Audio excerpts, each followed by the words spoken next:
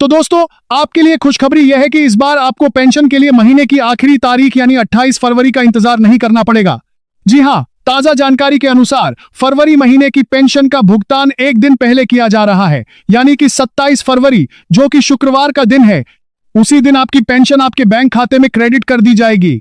सरकार का प्रयास है कि वीकेंड यानी शनिवार और रविवार से पहले ही सभी पेंशनर्स के खातों में पैसा पहुंच जाए। तो आप अपने कैलेंडर में यह तारीख नोट कर लीजिए, 27 फरवरी, शुक्रवार। अब दोस्तों, वीडियो के तीसरे और सबसे महत्वपूर्ण हिस्से की तरफ बढ़ते हैं। हम बात करेंगे आने वाले कल की। हम बात करेंगे 8वें वेतन आयोग की। दोस्तों, वेतन आयोग का गठन हर 10 साल में होता है। 8वें वेतन आयोग को लेकर सुगबुगाहट तेज हो गई है। जेसीएम यानी ज्वाइंट कंसल्टेटिव मशीनरी, जो कर्मचारियों और सरकार के बीच बातचीत का सबसे बड़ा मंच है, उसने एक बहुत ही मजबूत मांग पत्र सरकार और वेतन आयोग कमेटी के सामने रखा है। जेसीएम के सचिव श्री गोपाल मिश्रा जी ने पेंशनर्स की समस्याओं को बहुत ही गंभीरता से उठाया है। जेसीएम ने अपने मांग पत्र में मुख्य रूप से 4 ऐसी बड़ी मांगे रखी हैं जो अगर मान ली गई तो ये पेंशनर्स के इतिहास में एक क्रांतिकारी बदलाव होगा।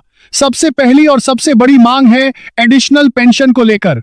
दोस्तों, वर्तमान नियम यह कहता है कि जब कोई पेंशनर 80 वर्ष की आयु पूरी कर लेता है, तब उसे उसकी बेसिक पेंशन का 20% हिस्सा एडिशनल पेंशन के रूप में मिलना शुरू होता है।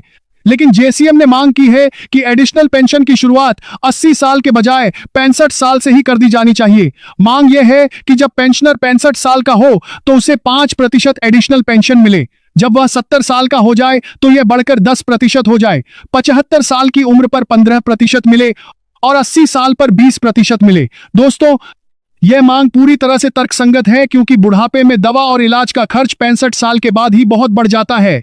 दूसरी बड़ी मांग जुड़ी है कम्यूटेशन की रिकवरी को लेकर। जेसीएम ने कहा है कि कम्यूटेशन की रिकवरी 15 साल तक क्यों की जाती है, जबकि पैसा ब्याज सहित 11 या 12 साल में ही पूरा वसूल हो जाता है।